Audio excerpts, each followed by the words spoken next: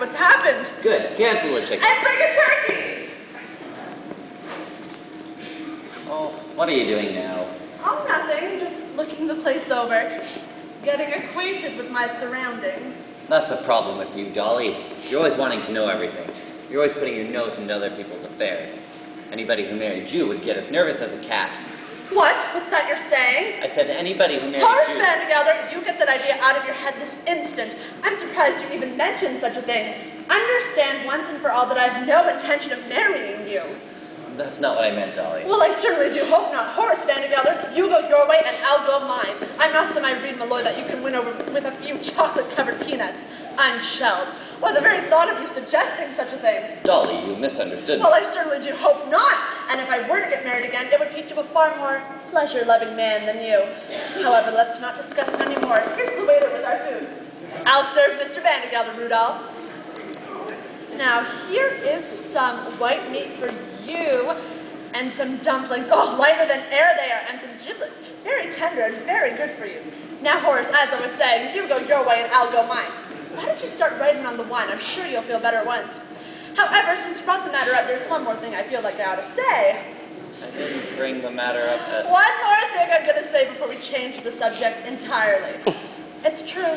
I'm a woman who likes to know everything, who likes to manage things. But I wouldn't want to manage anything as out of control as your household. No, you'll have to do that yourself, God helping you. It's not out of control. Very well. We'll discuss it no more. Have some beets, Horace. They're very good. I don't like beets. No, Horace. A complaining, quarrelsome, friendless soul like you is no sort of a companion for me. You salt your beets, and I'll salt mine. Will you stop saying that? I didn't say another word. Good. Except this. Horace, a man of your age should enjoy hearing the honest truth. My age? My age? You're always talking about my age. Well, I don't know what your age is, but I know that up in Yonkers with bad food and bad temper, you'll double it in 6 months. Have some beets, Horace. They're good. Don't like beets. I hate beets. That's good. And Horace, the real pity of it is that you can be a perfectly charming, pretty, amiable man if you wanted to be. Don't want to be charming. But you are. Look at you. You can't hide it. Now sit down, Horace, and we'll talk of something else.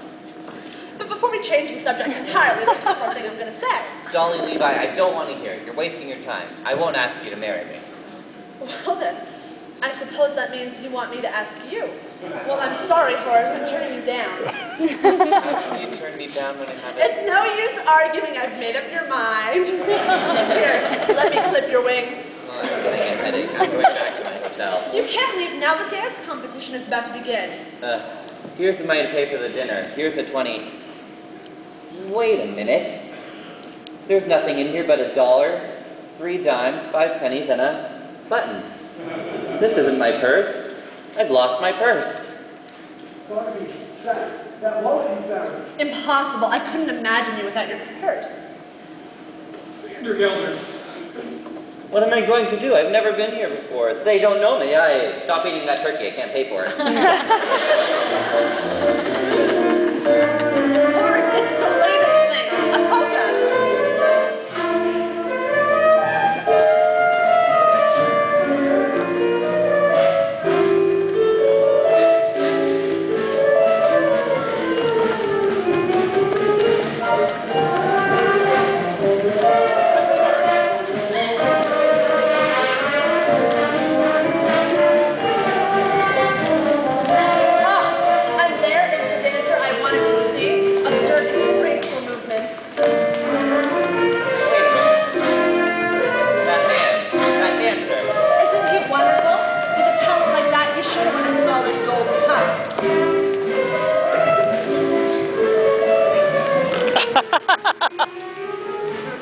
Wonderful evening, Mrs. Floyd, but I'm